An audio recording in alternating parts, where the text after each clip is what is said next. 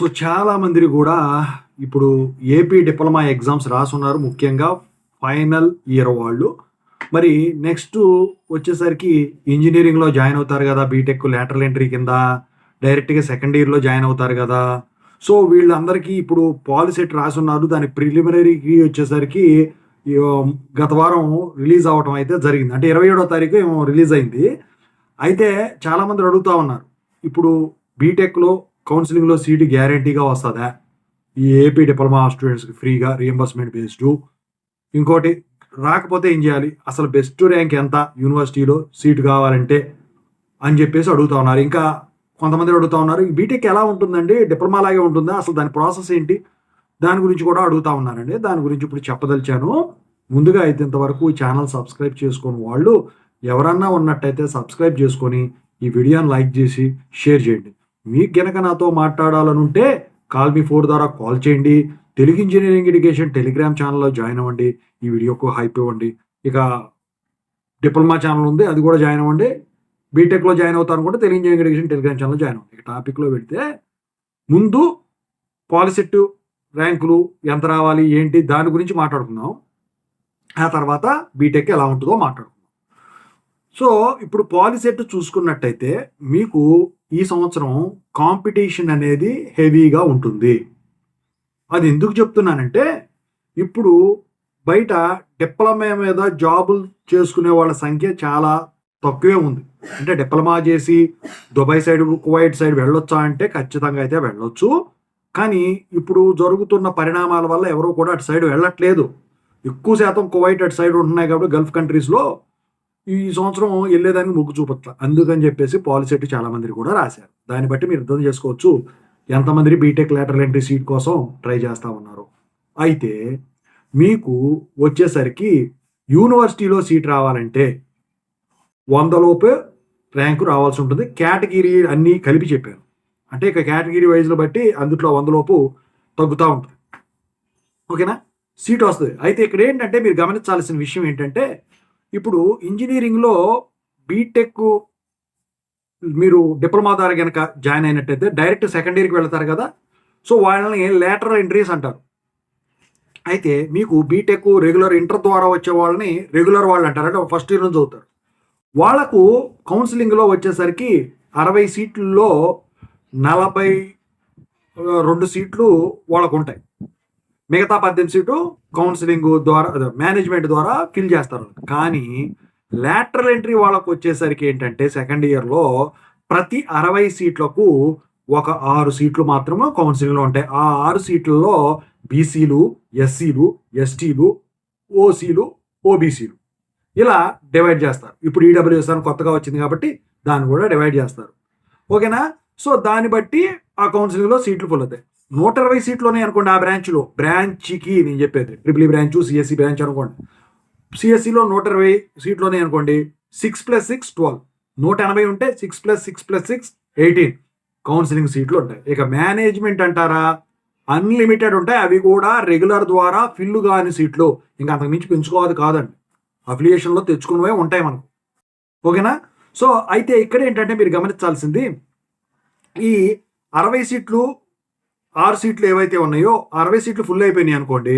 మరి మేనేజ్మెంట్లో సీట్ అంటే ఇక లేవు అనుకోండి, చేసేది ఏముండదు. అసలైతే మేనేజ్మెంట్ సీట్లు ఉండకుండా ఉండవు. లెటర్ ఎంట్రీ వరకు డబ్బులు కట్టుకొని మీరు జాయిన్ అవ్వాల్సి ఉంటుంది. అయితే ఇప్పుడు నాకు తెలిసి ఒక సిఎస్సి గ్రూపు, ఏఐ ఇలాంటి మెషిన్ లెర్నింగ్ ఇలాంటి తప్ప ఈసీ కానివ్వండి, ట్రిపుల్ ఈ కానివ్వండి, మెకానికల్ కానివ్వండి, సివిల్ కానివ్వండి బాగా గణనీయంగా అడ్మిషన్ రేట్ తగ్గటం వల్ల ఈ సీట్లు అనేవి తగ్గించుకున్నారు. కొన్ని కాలేజీలో అయితే అసలు బ్రాంచ్లే ఎత్తేసారు. ఈసీఈ ఎత్తలేదు. ఈసీ ఉంది. ట్రిపుల్ ఈ, మెకానికల్, సివిల్ అలాంటివి తీసేశారు. అయితే ఇప్పుడు వాటిల్లో సీట్ కొట్టాలంటే ఇప్పుడు కనుక ఈ సంవత్సరం రాసిన వాళ్ళ సంఖ్య పెరిగిందంటే కష్టమైపోతుంది. మేనేజ్మెంట్లో జాయిన్ అవ్వచ్చు రాకపోతే. అయితే దానికి ర్యాంక్ ఎంత రావాలి? అఫిలియేటెడ్, అటానమస్, యూనివర్సిటీ వైజ్ అని ఉంటాయి. యూనివర్సిటీలో మళ్ళీ ప్రైవేట్ యూనివర్సిటీ అంటే DVTB university, government university, JNTU university ఇలా ఉంటాయి అనమాట. JNTU యూనివర్సిటీస్లో రావాలంటే ఎంత చెప్పినట్టు 100 లోపు రావాలి. DVTB యూనివర్సిటీలో రావాలంటే మీకు ర్యాంకు 1000 లోపు అలా రావాల్సి ఉంటుంది. అంటే ప్రైవేట్ ఇయర్. అటానమస్లో రావాలంటే ఇప్పుడు ఎక్కువ శాతం అటానమస్ ఉన్నాయి కాబట్టి ర్యాంక్ ఎంత వచ్చినా మీకు అటానమస్లో దొరుకుద్ది అని మాత్రం అనుకోవద్దు. ఎందుకంటే ఆ బ్రాంచ్ని ఉన్న ఆ బ్రాంచ్కి ఉన్న డిమాండు, ఆ బ్రాంచ్ అందుట్లో అందుబాటు బట్టి మీకు అడ్మిషన్ అనేది ఉంటుందన్నమాట. నాకు తెలిసి 2000, 3000 okay. No problem. You will get a seat.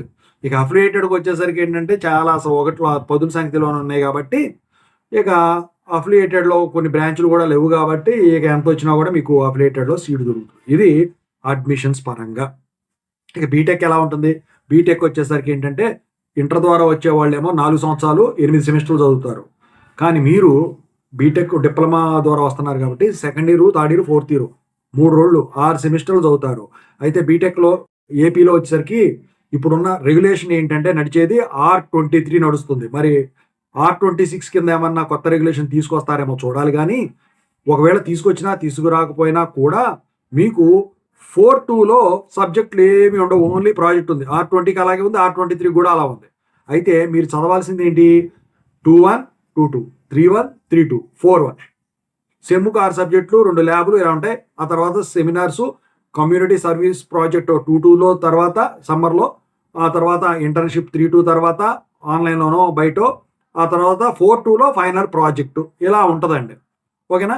So, ఇక వీటికొచ్చేసరికి ఏంటంటే మీరు సబ్జెక్టులు పాస్ అవ్వాల్సి ఉంటుంది. డిప్లొమాలో ఉన్న సబ్జెక్టులు ఇక్కడ ఉంటాయి. కాకపోతే 1, 2 అడ్వాన్స్డ్ టాపిక్స్ ఉంటాయి. అక్కడ చదివిన చదువే ఇక్కడ చదువుతారు. డ్రాయింగ్ అయినా ఏదైనా గాని. కాకపోతే అడ్వాన్స్డ్ టాపిక్‌లు ఉంటాయి. ఇక్కడ ఏంటంటే మీకు క్రెడిట్ బేస్డ్ ప్రమోషన్ కూడా ఉంటుంది. పాస్ అయితే ఎన్ని క్రెడిట్లు, ఫస్ట్ ఇయర్ నుంచి అదే సెకండ్ ఇయర్ నుంచి థర్డ్ ఇయర్‌కి వెళ్ళాలంటే ఇన్ని క్రెడిట్స్ రావాలి. థర్డ్ ఇయర్ నుంచి ఫోర్త్ ఇయర్ రావాలంటే ఇన్ని క్రెడిట్స్ రావాలి అని ఉంటుందన్నమాట. ఓకేనా? ఇక మిగతా ప్రాసెస్ అంతా కూడా డిప్లొమాలో మిడ్ మార్కులు ఎలా ఉంటాయో ఇక్కడ అలా ఉంటాయి. కాకపోతే పాస్ అయ్యే పద్ధతి, విధానం ఏయైతే ఉంటే మార్కులు, క్వెషన్ పేపర్ ప్యాటర్న్ వేరు. ఇప్పుడున్న ప్రస్తుతానికి ప్యాటర్న్ వచ్చేసరికి ఏంటంటే షార్ట్ క్వెషన్‌లు ఉంటాయి. ఒక 10 ఏమిస్తారు. ఇక ఎస్ఏ క్వెషన్స్ వచ్చేసరికి ఒక 5 ఏమిస్తారు. ఇలా ఉంటదనమాట. ఏఆర్‌బీ లాగా ఎస్ఏ క్వెషన్స్. సో, దాని ప్యాటర్న్‌లో ఉంటుందనమాట. సో, మీరు వచ్చేసరికి 40 పాస్ మార్కులు తెచ్చుకోవాలి 100కి. ఇంటర్నల్స్, ఎక్స్టర్నల్ కలిపి. ఎక్స్టర్నల్‌లో 24 పాస్ మార్క్ అనుకోండి. ఇంటర్నల్‌లో 16. సో, ఇంటర్నల్‌లో తగ్గితే మీరు ఎక్స్టర్నల్‌లో తెచ్చుకోవాల్సి ఉంటుంది. Total 40 marks pass mark. ఇది గనక డిప్లొమాలో గనక సేమ్ ఉంటదా అంటే కాదు. డిప్లొమాలో వేరే మార్కులు ఉంటాయి కాబట్టి ఇలా ఉంటదనమాట. ఓవరాల్‌గా చూసుకుంటే మీరు డిప్లొమా చదివిన టెక్స్ట్ బుక్స్ ఫాల్కన్, రేడియంట్ ఏముంటాయో అవి చదువుకోవచ్చు. కానీ ఆ స్టాండర్డ్ దీనికి సరిపోదు. దీనికి వచ్చేసరికి స్టాండర్డ్ బుక్స్, రిఫరెన్స్ బుక్స్ ఇవన్నీ ఉంటాయి. ఇక్కడ ల్యాబులు ఎక్కువ జరుగుతాయి కాబట్టి ల్యాబుల మార్కులు కూడా మీరు కన్సిడర్ చేసుకోవాల్సి ఉంటుందన్నమాట. ఓవరాల్‌గా అయితే డిప్లొమా 3 ఇయర్స్ చదివారు కాబట్టి బీటెక్ కూడా 3 ఇయర్స్ చదువుతారు. కష్టపడాల్సిన పని లేదు. అదే అలవాటు. కొంచెం అడ్వాన్స్ అవుతుంది. మ్యాథ్స్ ఉంటదా అంటే ఖచ్చితంగా సెకండ్ ఇయర్‌లో మ్యాథ్స్ ఉంటదండి. Mathematics advanced topics. మీరు డిప్లొమా చదివిన చిన్న చిన్న పిల్ల పిచ్చగా మ్యాథ్స్ కాదు. అడ్వాన్స్డ్ మ్యాథ్స్ ఉంటది. లాప్లాస్ ట్రాన్స్‌ఫార్మ్స్ లాంటివి, inverse Laplace transform, Fourier transforms ఇంకా అంతకు మించే ఉంటాయి. మ్యాట్రిసెస్ ఇవన్నీ కూడా ఉంటాయి. ఓవరాల్‌గా ఇదనమాట.